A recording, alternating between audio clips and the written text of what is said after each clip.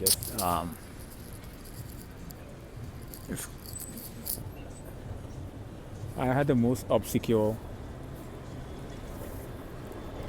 It's like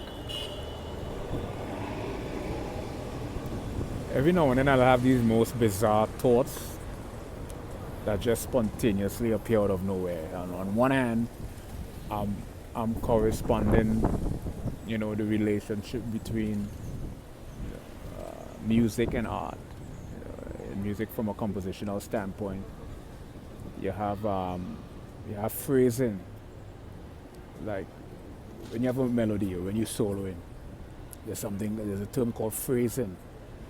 Phrasing is basically and that correlates again. Music correlates with linguistics, language and human interpersonal communication, where phrasing is just the way where we pause between the sentence, like where there's a pause.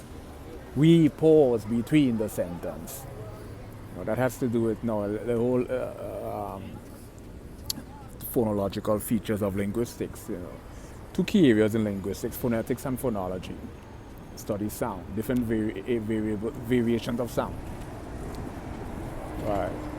And where you pause between the sentence, cadence, modulation, the rise and fall.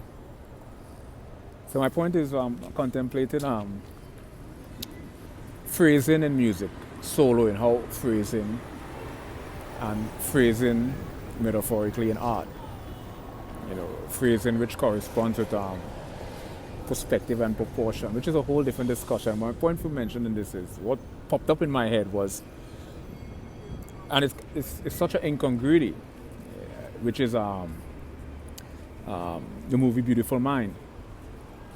What's the actor name?